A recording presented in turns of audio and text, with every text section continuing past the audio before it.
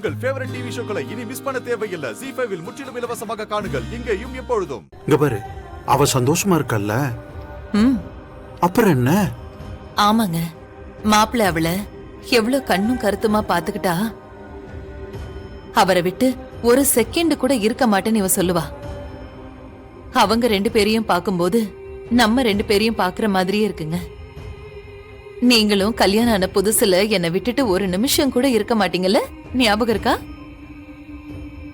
வேலை விஷயமா நீங்க ஏதாவது வெளியூருக்கு போகணும்னா கூட அந்த அளவுக்கு வருத்தப்படுவீங்க. அப்படி வருத்தப்படுற உறவு தான் காலத்துக்கு நிலைக்கும். அதத்தான் ஈருடல் ஓர் உயிர்னு சொல்லுவாங்க. அந்த மாதிரி ஒரு உறவு. ஆமாங்க. பொண்டாட்டிங்கிறவ வீட்டை விட்டுட்டு போனா புருஷன் சந்தோஷப்படுறதும், புருஷன் ஊரை விட்டுட்டு போயிட்டா பொண்டாட்டி சந்தோஷப்படுறதுமா உறவு? அது நிலைக்குமா? பொய்யாத்தான் போகும். கரெக்டா சொன்னீங்க.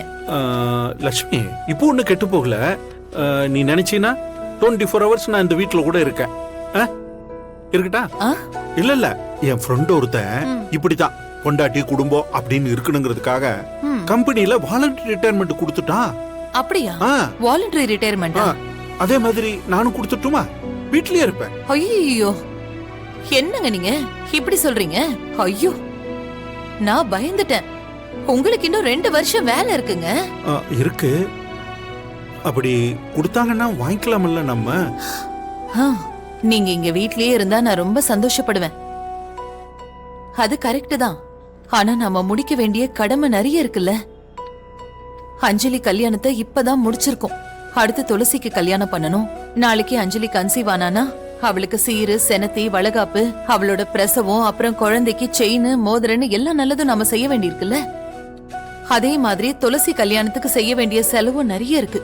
நீங்க வேற சும்மா வாலண்டரி ரிட்டையர்மெண்ட் அது இதுன்னு. அஞ்சலி கல்யாணத்துக்காக வாங்கின கடனை திருப்பி கொடுக்க வேண்டாமா? ரகு பையனுக்கு வேற மொட்டை அடிச்சு காது குத்தணும்னு சொல்லியிருக்கான். அதுக்கும் நாம ஏதாவது செய்யணும் இல்லங்க. என்னங்க, நாம ஆசைப்பட்ட மாதிரி அந்த பெரிய வீடெல்லாம் நமக்கு வேண்டவே வேண்டாங்க. நமக்கு ஒரு சின்ன வீடு போதும். சின்ன வீடு கட்டி அதுல வாசல்ல சிவராமன் லக்ஷ்மி இல்லம்னு எழுதணும்.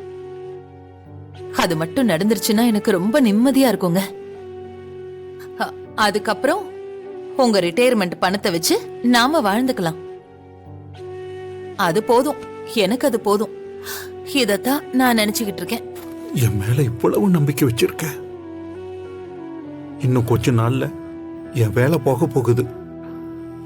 நான் ரிட்டையர் ஆக போறேன். இதை நான் உங்ககிட்ட எப்படி சொல்லி புரிய வைப்பேன்? உங்க அண்ணங்கிட்ட நீ விட்ட சவால் படி ஒரு புது வீடை கட்டணும், அதுல உன் பேரை எழுதணும்னு எனக்கு ஆசை இருக்காதா? ஆனா என்ன பண்ணுவேன்? இதை எப்படி உனக்கு சொல்ல போறேன் நாடு? சரிங்க, எனக்கு இன்னும் கொஞ்சம் வேலை இருக்கு. நான் அதெல்லாம் முடிச்சிட்டு வரேன். நீங்க படுத்து தூங்குங்க.